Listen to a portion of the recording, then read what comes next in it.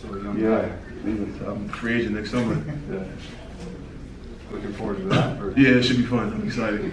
I think I'm the only one that has a big contract coming up for that year. Are you ready?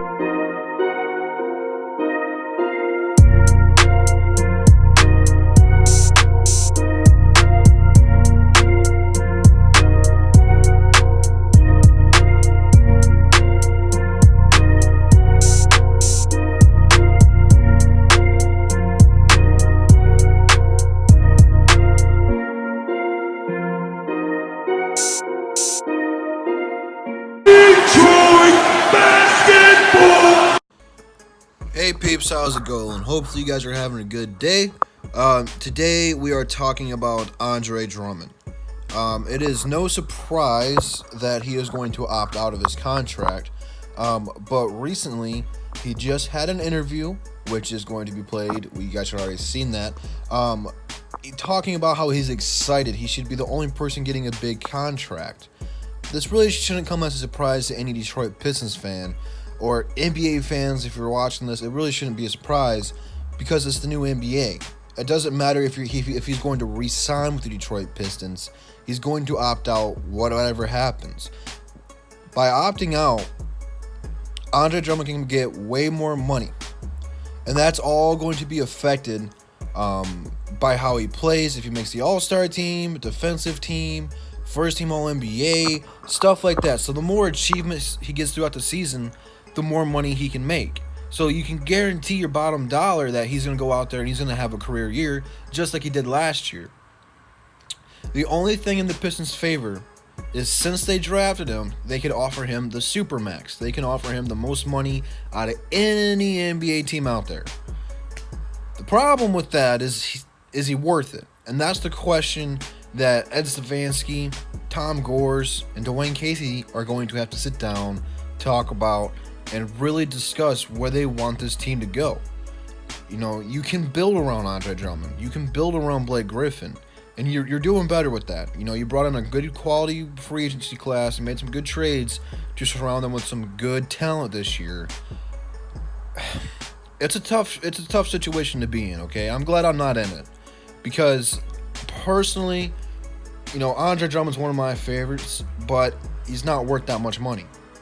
You know, he's not worth a $200 million contract. You know, he's not worth $48 to $50 million a year. You know, he's not worth giving him that Bradley Beal, Chris Paul, John Wall money. You know, he's just not.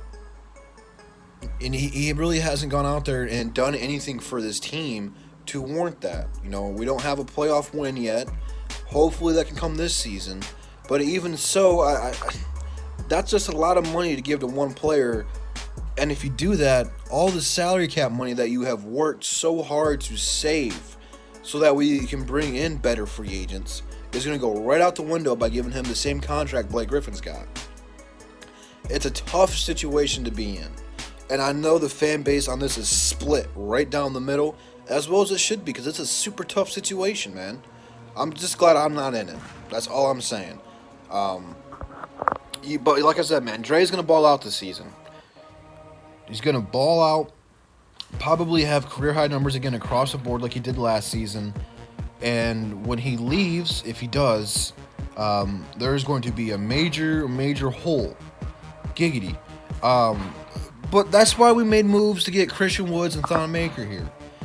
Because even if Thon Maker or Christian Woods, one of those guys is more than likely not going to be playing that much this season, if Dre leaves, you're going to have two quality centers that can, you know, help take that load off of the team so that way you don't go out there and overpay a center.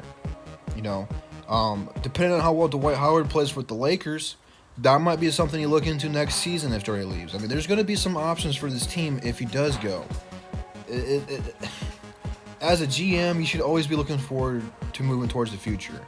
And, you know, if Drummond, you know, doesn't want to be here, I'm sure Game 3 played a huge factor into his decision-making, but he hasn't said necessarily that he is leaving. You know, he just said he's a free agent. He's probably going to do his job. You know how NBA teams call around to see, you know, like, who's available for trade and stuff, it's going to be Andre Drummond's job to go out there and see what his market is. You know, even if he talks to 15 other teams, he doesn't mean he's necessarily leaving. He's just testing the market and getting his value ready. So, you know, it doesn't mean because any other team is going to offer him as much money as we are. You know, they might try to lowball him or something like that. It might help us out with a deal. So, it's going to be interesting for next season to see how this is all going to play out. Very interesting. But with that being said, leave it down in the comments. Let's hash it out. What are your thoughts on Andre Drummond? Do you guys want to pay him? Do you not want to pay him? You know, I'm sure it's going to be 50-50. But with that, Instagram, Twitter, and Mixer in the description. Be sure to follow me on all those platforms, and all DSA members are in the description as well. Be sure to follow and check all those guys out. And then I'm probably going live today. If not, it'll be later on this week. I will let you guys know. But without further ado, I'll see you peeps in the next one. Peace.